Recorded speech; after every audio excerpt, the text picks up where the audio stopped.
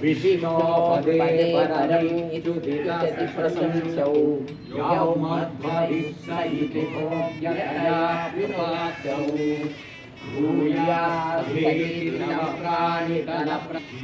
वेङ्कटाद्रिशिखरे शिरसि श्रुतीनाम् इत्येप्यनन्यमनसां सममाहितौ ते श्रीवेङ्कटेशचरणं प्रपद्ये।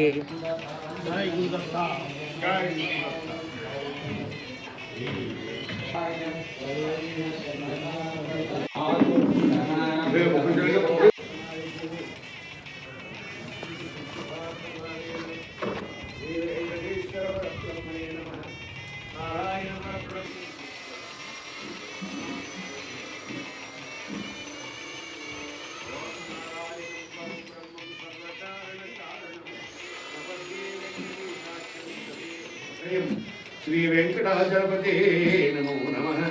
शासाद्रिनिलया श्रीमान् वेंकटेशो जगत्पति कलियुगो श्रीनिवासो दीनबन्धो गोपाल पुरुषोत्तम अनामयो विश्वस्तं चतुर्वेदात्मको अच्युत ఆపదాహ్తంచ సర్వసంపత్ప్రదాయక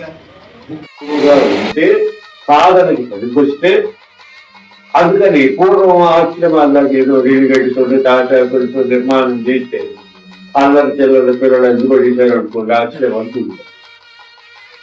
కాలమాన పరిస్థితులను బట్టి ఎవరెవరు వారు సంపాదన పెట్టి వారు అవసరాన్ని ముందు 10 మంది 10 మంది 20 మంది ప్రారంభించి సాధకులు అయిన వారు అందరినీ అక్కడ కూర్చోబెట్టి వారికి బోధ చేస్తారు. అప్పుడప్పుడు ఎప్పుడు అక్కడే ఉంటే ఈ 300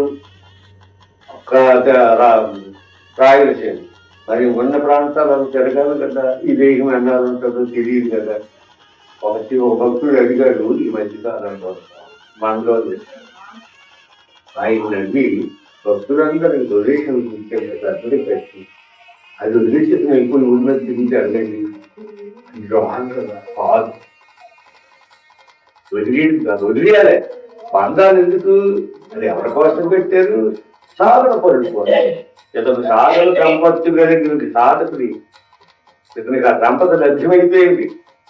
సాధన సంపత్తు కలిగిన సాధకుడొకడు తన పుణ్యోదయుడి గురుడు గాంచనుడు తరగట్టింది.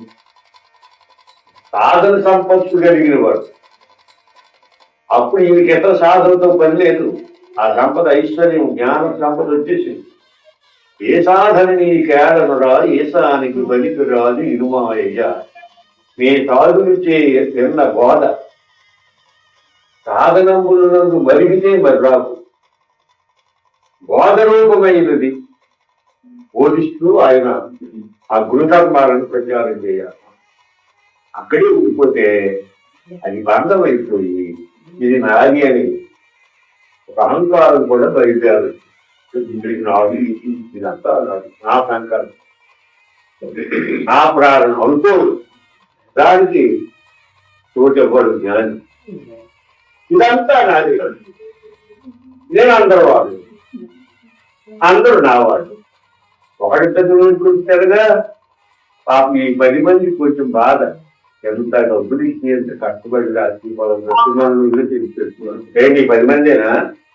100 మంది భరించాక 100 మంది 1000 మంది 10,000 మంది 100 మంది ఉన్నారు కదా. భారతదేశం ఎవరెవరికి ఎంత అదృష్టము, ఎవరెవరు ఎంత ధరించారు ఆ ప్రణాళికలు, గురువుల యొక్క ప్రణాళికలు ఇవన్నీ చేత మనం విమర్శించకుండా వాటిని చెప్తే సమ్మతంగా అంగీకరించు. ఇష్టపడితే ఎనవలనని కనవలనని మనం అందుకున్నాం. ఓపిక కలిగిన మనుషులకే ఎననున్న వారా మీ ఇష్టం వచ్చినట్టు. మనకు సినిమాలో ఒక పాట పాడుతాడు, ఏదో సినిమా గుర్తురాడు లేదు కానీ మత్తు వదలరా మత్తులోని పడితే కమ్మందుకు సిద్ధయిపోదురా చెప్పడమే నా వద్దు, వినకపోతే నీ కాదు. భక్తులు వదిలేసేదానికి వస్తారు మహాత్ములు. చెప్పింది ఆచరించామా మన జన్మం ధన్యం అవుతాయి. లేదు నేను అలాగే ఉంటాను. జనునా నీకు నచ్చిన మాట కొట్టరు తిట్టరు, ఒక నవ్వు అర్థమైందా? అందుకని ఇప్పుడు అశరీర ధారులైన గురువులు ఇందాక ఓ మాట మరి మర్చిపోతారని జ్ఞాపకం చేస్తుంది. ఎక్కువ 4 ప్రక్కల 4 దిశలు 4 మూలలు ఎప్పుడు ఈ 8 మంది ఉంటారండి ప్రధానులు.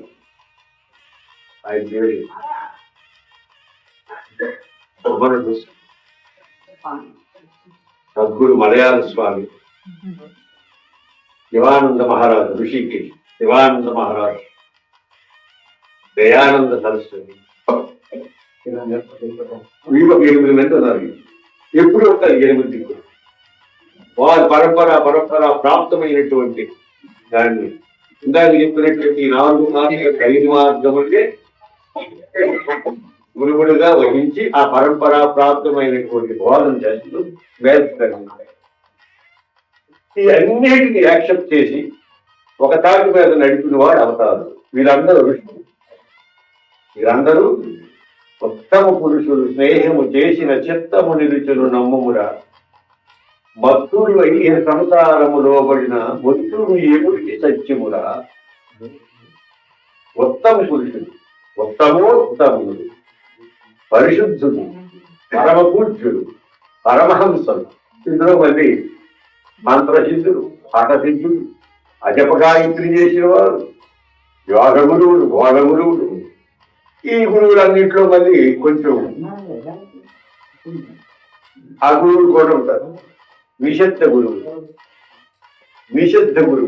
విష్ణువుడు ఎవడు విడుబడు ఉపస్థితి మాట్లాడింది. ఇంకా అన్ని కావాలి అన్ని తిన్నాడు అనుకోండి, ఇంద్రియాలు స్వాధీనం ఉంటాయా?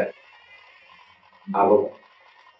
యహోవస్తు విషయములు ఎవ విడువుడు అట్టి వారిని చేరిన వారు చెడుకు రనిప. వాళ్ళు చేస్తాడు, అటువంటి వారిని చేరిన వారు చేస్తారు. మరి ఆ గురువులతో మనకి ఏం పని ఉంది? చెప్పుకోవడానికి కాదు కదా. అందుకని అనుష్ఠానపరులు ఎప్పుడు ఉంటారు. వారు శరీరం లేకపోతే శివానంద శరీరం లేదు, మలయాళ శరీరం లేదు, అరవింద మహర్షులు లేరు, మరి దయానంద సరస్వతి లేరు, చిన్మయానంద లేరు, మలయాళ స్వాములు వారు లేరు, శరీరాలు లేవు. పరంపరాప్రాప్తమైన శిష్యుకోటి ఉంది. శిష్యుల్లో గురువు ఉంటాడు. గురువు లేకపోతే గుడ్డి విద్య. గురువుని స్మరించిన వాడు, గురుతత్వాన్ని బోధించిన వాడు గురుద్రోహి. అందుకని మన ఆర్ష సంప్రదాయం ఇది సనాతనం, నిత్య నూతనం, ఎప్పుడూ కొత్తదనమే. అందుకని ఈ పర్వదినములో ఏకాదశి మళ్ళీ ఇక్కడికి వచ్చేద్దాం. ఈ రోజు చేసుకున్నాం 3 మంది దేవతలు కూడా పరమాత్మని, దేవతలు, ద్విజులు, బ్రాహ్మణులు, గురువులు, ద్విజ గురువులు, ప్రాజ్ఞులు, ఈ 4 వర్గముల వారు, వర్ణాలు కాదు వర్గముల వారు ఈ ముక్కోటి ఏకాదశిని ఆచరిస్తారు. ముక్కోటి ఏకాదశి అన్ని ఏకాదశులు ఉన్నాయి, చెప్పుకుందాం. కానీ ఎప్పుడైనా ఈ ఏకాదశి ముక్కోటి దేవతలు ఆచరిస్తారు. ఉత్తర ద్వారం అనే పుణ్యకాలములో వస్తుంది మకర సంక్రాంతి రోజులలో. అంత పరమ పవిత్రమైన ఏకాదశి. దీనికి 2 అర్థాలు. ఏకాదశికి 2 అర్థాలు. బాహ్యార్థము ఉపవాసం. నిన్న దశమి, కబులు మీకు ఉదయతిథులు అనుకోండి పంచాంగం ప్రకారంగా. దశమి నాడు ఏకభుక్తం, మధ్యాహ్నం మాత్రమే భోజనం చేసి రాత్రి అల్పాహారం, పలహారం. వీరందరూ ఆచరించిన వారే కార్తీక వ్రతాలు, మాఘ వ్రతాలు, వైశాఖ వ్రతాలు చేసిన వారే మీరందరూ పుణ్యాత్ములే. అయితే బాహ్యార్థము ఏకాదశి నాడు ఉపవాసం. ముందు దశమి, 2వ రోజు ఏకాదశి. దశమి దశేంద్రియములు, అంతరార్థం దశేంద్రియములు యాగం చేయడం. ఏకమైతే ఏమైంది? రేపటికి ఏకాదశి. దశేంద్రియములు ఒకటైంది ఏకాదశి. ఉపవాసం ఉండడు. ఉపంటే అర్థం ఏమిటి? శరీరం, మనస్సు, వాక్కు, కాయం స్వామి సన్నిధిలో ఉండడు. మన మనస్సు, మన వాక్కు, మన కాయం స్వామి సన్నిధిలో ఉంటాడు. ఇప్పుడు ఇష్టాన్ని స్వామి ఎవడు? పూర్ణానంద స్వామి, సత్యసాయి బాబు, ఈ స్వామి, వెంకన్న స్వామి, ఆయన ఆహ్వానించుకున్నాం కదా, అందుకని మన మనసు, మన వాక్కు, మన కాయని ప్రాంతంలో ఉండడానికి ఎంతసేపు ఉండగలిగితే మన అవసరాలను బట్టి, తీరికని బట్టి, ఓపికని బట్టి, శ్రద్ధను బట్టి, శ్రద్ధను లేకపోతే జ్ఞానం, నీ శ్రద్ధను బట్టి నీ జ్ఞానము లభ్యమవుతుంది, నీ ఓపికను బట్టి వైష్ణవం. అందుకని ఉల్లంఘనుడికి వైష్ణవైన ఒకటే, శైవమైన ఒకటే. అందుకని ఏకాదశి అంటే దశేంద్రియములు ఏకము చేసి, ఉపవాసం అంటే సమీపంలో ఉండడము. ఇది అంతరార్థం. అంతరార్థం ఏమిటి? ఉపవాసం ఉండడం అంటే అన్నము మానుకొని ఆకు అంటే నీళ్ళు కూడా తాకూడదు, కానీ నీళ్ళు పాలు. దేవుడికి ఎదురు కదా. ఇప్పుడు అందరూ తీగతి జీవుడైతే ఓ తీయో తిరుపాడు పూర్తిగా ఉపవాసం ఉండలేదు కనుక, లేకపోతే ఇప్పుడు రకరకాల డ్రింకులు వచ్చాయి, ఆకలి తీరుతుంది, దాహం కడుతుంది, అనారోగ్యాలకు కారణం అవుతుంది. వాడు ఏదో ఉండాలి కదా స్వామి, నాకు ఇంకా ఇష్టం తగ్గి ఒక వాటర్ తీసుకుంటే సాయంకాలం 4 వేస్తారు. అది ఘన పదార్థం కాదు, ద్రవ పదార్థమే కదా. దానివల్ల మనకేమి ఇబ్బంది కాదు. ఏదో కొబ్బరి పదార్థం తాగుతుందో మంచిదే. అన్నము మాను ఈ సనాతనలు ఒప్పుకోరు, ఇది అన్నమే మానేస్తారు. మానేసి దెబ్బకు ఉండి వేసుకుంటారు. దెబ్బలు మరేమిటండి, లేకపోతే అడ్డింపుల మీద కాల్చు ఏవేవో ఉంటుంది. అది నీళ్ళల్లో ఉడుకుతుంది, నీళ్ళు ఆవిరి చేత ఇక దగ్గర వచ్చిందని సర్దుబాటు చేసుకుంటారు. ఈ అమ్మని అడిగితే పిండి చేసుకుంటారు. ఉప్మా బదులు పప్పు పీట అయ్యేవి ఉంటే రేపు మరి ద్వాదశ గడియలు దాటకుండా ఎవరికో ఒకటి బ్రాహ్మణుడు అని చెప్పాడు, వాడు అడ్డే పెట్టాడు. సూర్యుడు అయితే బ్రాహ్మణుడు తింటాడు, పట్టండి భోజి పప్పు బియ్యం ఉప్పు చిన్నోడికి అయితే అన్నం పెట్టు, తరువాత ఇది ఏకాదశి వ్రతం యొక్క నియమం. ఇదేమిటంటే అంటే ఎందుకు ఈ నియమం పెట్టాడంటే అన్నము నీరు కాదు, అన్నము పై నీకు అధికారం లేదు. ఏ జీవికైనా ఏ ప్రాణికోటికైనా ఒకంత పెట్టి నువ్వు తిను. ఏ ప్రాణికైనా దాన్ని బలిహరణము దేవతలకు పెట్టినా బలిహరణమని ఇస్తారు. కొంతమంది మాంసముక్కులైన వారు బరులు ఇస్తారు, వాళ్ళకి తింటారు కనుక వాటితో మనకు సంబంధం. బలిహరణం అన్నం తినేటప్పుడు కుడికి దానం ఒక రకం, ఏ కాకులు రకలు పప్పులు తింటారు. లేదు అది కూడా తగ్గిపోయింది, పూర్వం అన్నీ మర్చిపోయారు. మొన్నటి వరకు కొడుకు వేడుకు గుడికి బియ్యి తీసుకుని డబ్బాలు నెల రోజులు, వారం రోజులు ఏ దేవాలయమో లేకపోతే ఆచార్యకి ఇచ్చి ఇప్పుడు దోశలు వస్తారు. అది దోశలు మాటలు పాడుతుంది మకర సంక్రాంతి రోజుల్లో. వీటికి రోజు ఎక్కడ మనకెందుకు వీటికి వేసి 6 రోజులు నెల అది పట్టుకున్నారు నమ్మలో వేసి.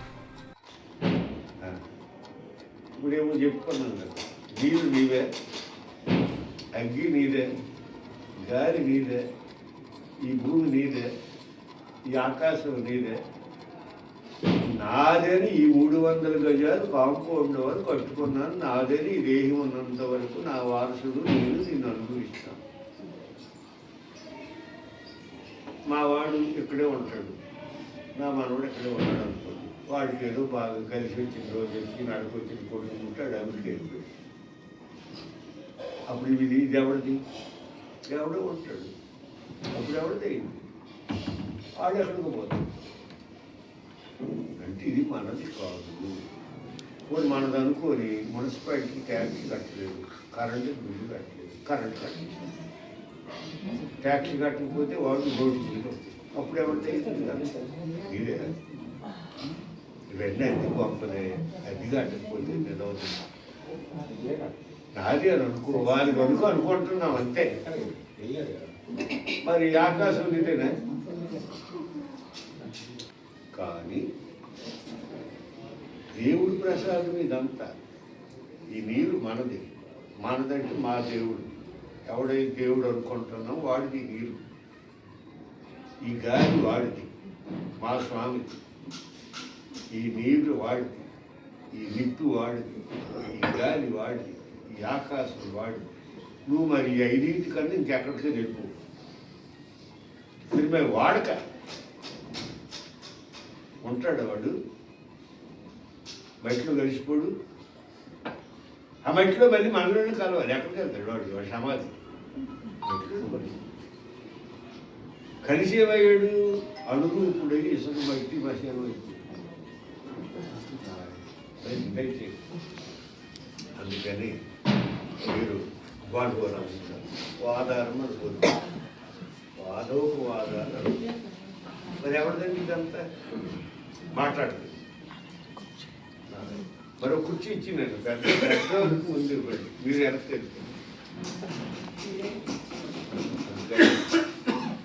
ఇదంతా స్వామిదే.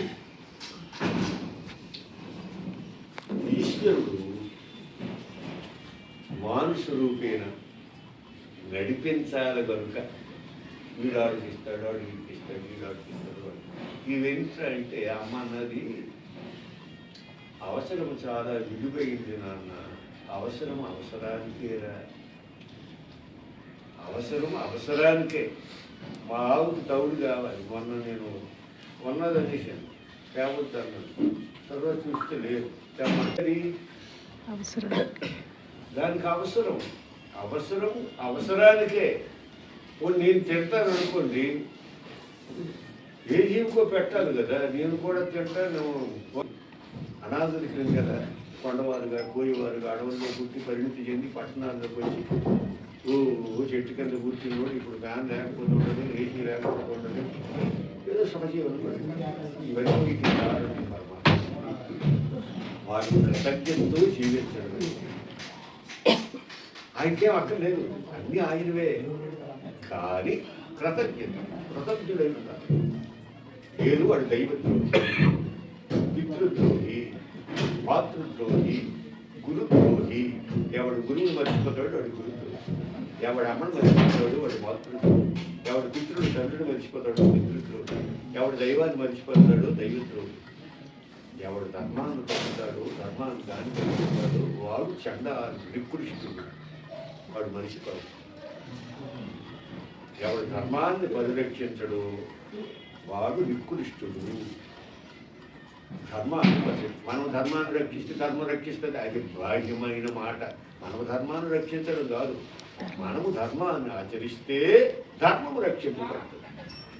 మనం ధర్మం చెప్పామనుకోండి, ఆ ధర్మానికి హాని జరుగుతుంది. అప్పుడు స్వామి మళ్ళీ రావాల్సి వస్తే ఇప్పుడు రావట్లేదు, ఆచార్యులు పంపిస్తాడు. ఇప్పుడు రావు చదివేవాడు ఎవరు వచ్చినా స్వతంత్రుడిగా వస్తాడు. మనం పిలిస్తే రాడు, మనతో చెప్పి పోడు. మనం పిలిస్తే రాడు. అప్పుడు దేవతలు ప్రార్థన మన్నించి వచ్చాడు, భక్తులు ప్రార్థన మన్నించి వచ్చాడు, చాలా అవసరం. ఇప్పుడు రాడు, పంపిస్తాడు. ఒకవేళ వచ్చాడే అనుకుందాం, వస్తాడు, అవుతారు అక్కడక్కడ అప్పుడప్పుడు. దాన్నే యదా యదా హి ధర్మస్య క్రీడా నిర్భావతి భారతం విద్యాన్ మధర్మస్య మహాత్మానం నన్ను నిరీక్షించుకుంటాడు. మళ్ళీ ఎప్పుడు వెళ్ళిపోవాలంటే రావడం లేదు. ఎవడో రాస్తాడు. మా స్వామి పుట్టపత్స్వామి కూడా రాశాడు, 95 ఉంటారు స్వామి, నువ్వు పడి తిరుమలాచారి జీవించాడు. ఆయన అవును కాదు రాసినవన్నీ రాయొద్దన్నాడు, రాయమన్నాడు. స్వామి మీ మాటలన్నీ రాశాను, భావితరాలు పనికొచ్చి అంటే మంచిదమ్మా, ప్రింట్ చేసి పట్టుకోండి. నా పుస్తకాలు చదువుతాను అంటే పుస్తకాలు చదవకపోతే మస్తకాలకి అక్కడు ఎందుకు శ్రవణం చేయడు? మరి ముందు శ్రవణ భక్తి వినడు, వినదాన్ని మననం చేయుడు. శ్రవణము మననము నిధిధ్యాస. ఏది చేయకపోతే కొన్ని పుస్తకం ఉంటే ఎప్పుడైనా సరదాగా పేపర్ చదివి చదువుతాడు కదా. అది అతను ఎవరు వస్తారు, నీకేం మంచి జతనముకు దాచి చదువు రత్నాల హారం రసికులు కదా. ఈ రత్నాల హారాది ఎవరు రసికుడు ఉంటాడు, రసికుడు అంటే ఇష్టపడింది వాడు ఎంతండి ఆచరిస్తాడు. ఎందుకంటే ఈ పుస్తకాలు అంటారేమో అంటున్నారు భక్తులు, విషయం చెప్పి విషయం అర్థం అవుతారు. ఎందుకు అర్థం అవ్వలేదట? చదివితే అర్థం అవ్వదు. ఒక అంతట చదివి చదివి చదివి సావంగా నేదరా, సాగులేని చదువు చదవాలి. ఆ చదువు చదవాలి. పుస్తకాలు చదివిస్తే ఏమిటంటే ప్రయోజనం? పారమార్థిక జ్ఞానాన్ని సంపాదించుకునే చదువు ప్రయోజనం ఉందని చదువు. అందుకనే చక్కగా ఈ దినం పరమ పవిత్రం. మిమ్మల్ని అందరికీ కూర్చోండి. మిమ్మల్ని అందరినీ కూర్చోబెట్టి ఓ నాలుగు నేను అనుకుంటున్నాను మంచి మాటలు ఈ నాలుగు మంచి మాటలు మీకు అందించినందుకు నేను ఆనందిస్తూ మీరు ఆనందిస్తారని అభిలషిస్తూ అఖిలాండకోటి బ్రహ్మాండ నాయకుడైనటువంటి ఆ శ్రీనివాస స్వామి ఆ సద్గురుమూర్తి అనుగ్రహం అందరి ఉండాలని అది ఓం నారాయణ నారాయణ